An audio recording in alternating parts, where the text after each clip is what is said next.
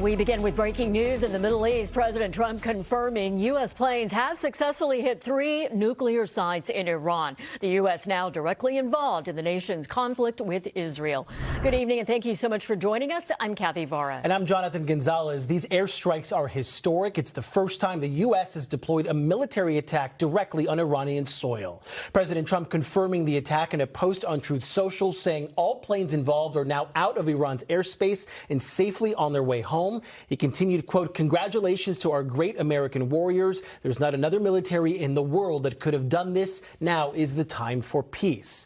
Now, here is a map of the 3 sites that were hit by the U.S. Unclear what kind of bombs were used, but the president says a, quote, "full payload was dropped on Iran's most advanced facility, Fordo, which is believed to hold a large amount of enriched uranium and centrifuges." And here is a live look at the White House, where President Trump is preparing to address the nation on the attacks. And we are told that will happen in less than an hour at 7 p.m. our time. We will, of course, bring his remarks to you when they happen. But first, we want to bring in UCLA fellow Benjamin Raad. He is an expert on government and politics in the Middle East. He speaks with us often. Thank you for joining us tonight. Thanks for having me back. Iran has vowed to retaliate if the U.S. got involved. So our question is, how do you think Iran will respond? Could they strike American sites in the region? So can they strike? Yes. Will they do so knowing that they're now fighting a multi-front war with missiles and attacks coming from Israel from the east and now from U.S. bombers coming from, Israel from the west, U.S. strikes from the east, and who knows where else. So whether Iran can sustain a multi-front campaign remains to be seen, and also the risks that they incur by retaliating against U.S. forces in the region.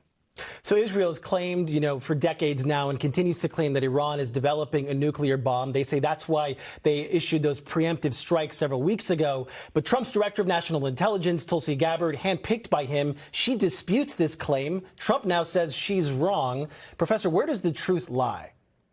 Well, it seems like the Director Gabbard has now either walked back or modified her comments, I think, to align with where the president is. But the truth of the matter is that Iran has enriched uranium beyond what it needs to do for civilian energy purposes. This has been documented by the IAEA. And it's also producing, and it has secret facilities that it had remained undisclosed until about a decade or so ago, actually a little bit longer than that.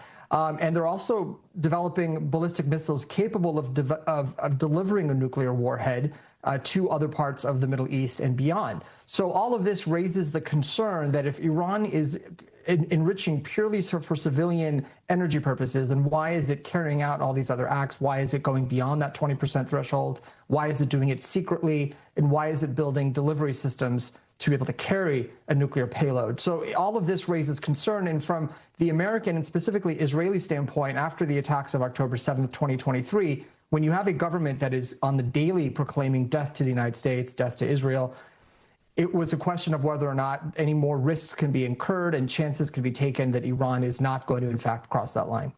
And so, Professor, we bombed those 3 sites that we saw on that map. What does that accomplish? Is this to get them back to the negotiating table?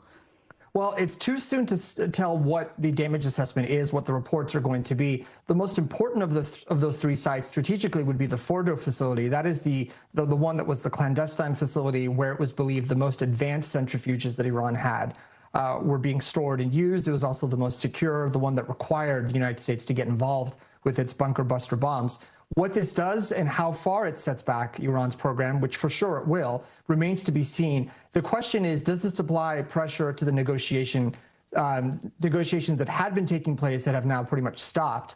Will this compel Iran to now come back and say, okay, we're ready to make a deal given where we are now, or double down on its positions and retaliate and now, in fact, rush even faster to develop a nuclear weapon? We simply don't know. And anyone trying to predict it, I think, is bound to be wrong. Needless to say, this is quite the escalation here, a sudden development. Could we see Iran's political allies get involved? Russia, China, North Korea? Could this spiral into a wider war here? It's difficult to see what any country outside of Iran, what incentives they have to join in the conflict. Nobody wants to be fighting a war with the United States. The United States definitely doesn't want that. It's a strain on any economy to be able to do so. There's very little for them to gain. What might happen would be Iran's proxies getting involved. That would be the Houthis, Hezbollah, and Hamas. But again, all three of those, especially Hamas and Hezbollah, have been weakened to the point where they're not posing the threat they were a year or so ago. So at this point, it's possible it could be contained to just the three countries that are currently involved and not escalate beyond that. But again, everything is speculation at this point because we are in completely uncharted territory. Benjamin Raad, thank you so much for joining us tonight. We're going to all be watching. Again, President Trump expected to address the nation at 7 tonight. We will bring you his comments in an NBC News special report right after our news at 6. Until then, we're going to bring you the very latest developments right here on air and online on the NBCLA app.